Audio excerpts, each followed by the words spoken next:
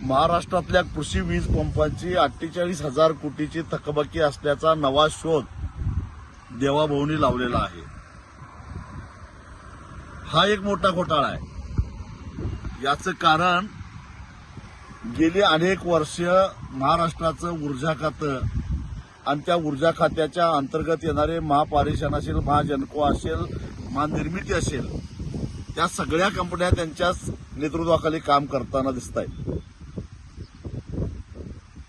आणि ही जी थकबाकी आहे, ही थकबाकी म्हणजे इतर क्षेत्रामध्ये जी काय विजेची चोरी होते त्या वीज चोरीचा हिशेब लागत नाही, शेतकऱ्याच्या नावावर टाका, अशा पद्धतीचा हा सगळा हिशोब आहे. कारण शेतकऱ्याला हॉर्स पॉवरवर म्हणजे अंदाजानं वीज दिली जाते.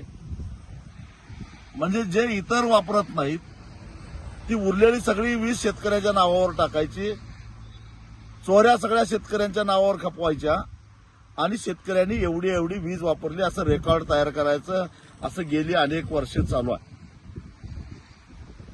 देवाभाऊ जेव्हा महाराष्ट्राचे उपमुख्यमंत्री होते, ऊर्जा खातं त्याही वेळा त्यांच्याकडेच होतं. मी एकदा त्यांना भेटलेलो होतो आणि त्यांना विनंती केली की आमचे शेतकऱ्यांची काही थोडीफार त्यावेळी दुष्काळ सदृश परिस्थिती होती, थोड्याफार थकबाकी राहिल्या आहेत, विशेषतः मराठवाड्यातल्या आणि विदर्भातल्या. कारण पश्चिम महाराष्ट्रातल्या लिफ्ट योजना असतील किंवा पश्चिम महाराष्ट्रातला बागायतदार शेतकरी असेल किंवा उत्तर महाराष्ट्रातला नाशिक नगरचा शेतकरी असेल, त्यांना नियमित वीज बिल भरावंच लागतं. पण बाकीचे जे थकबाकीदार आहेत त्यांना एकदा काहीतरी योजना आणा सवलतीच्या दरामध्ये. यापूर्वीच्या सरकारने ज्या पद्धतीनं वीज बिलं संपून टाकलेली होती तशी एक योजना आणायची विनंती करायला मी गेलेलो होतो. त्यावेळी देवाभाऊंनी सांगितलं की वीज बिल भरायची आवश्यकताच नाही, तुम्ही कशाला चिंता करताय. मी त्यांना सांगितलं की वीज बिल नाही भरलं तर महावितरण 18% व्याजानं त्याच्यावर व्याज आकारणी करते आणि परत चक्रवाढ व्याजानं ते सगळं वसूल करतात.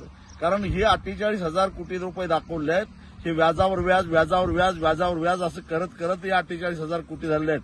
आणि तेही शेतकऱ्यांनी न वापरले, अत्यंत अल्प.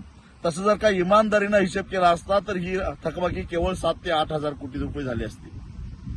म्हणजे अन्य भागामध्ये झालेल्या चोऱ्यांचा 18% म्हणजे आज सावकार सुद्धा एवढा व्याज आकारणी करत नाही, त्या व्याजाची आकारणी करायचं आणि आता म्हणायचं की शेतकऱ्यांची आम्ही पाटी कोरी करावत आहोत.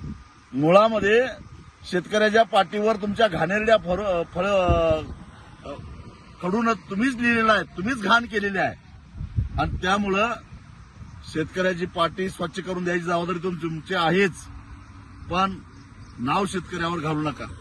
कारण अनेक घोटाळे, जसं 40-42 हजार कोटीचा शक्तीपीठ महामार्ग 1,10,000 कोटीला करायचा आणि त्यातनं पैसे काढायचे, त्याच पद्धतीनं शेतकऱ्यांचे 48,000 कोटी रुपये माफ केले असं सांगायचं आणि त्याच्यामध्ये सगळ्या ऍडजस्टमेंट करायच्या. याची पहिल्यांदा चौकशी झाली पाहिजे अशी माझी मागणी आहे.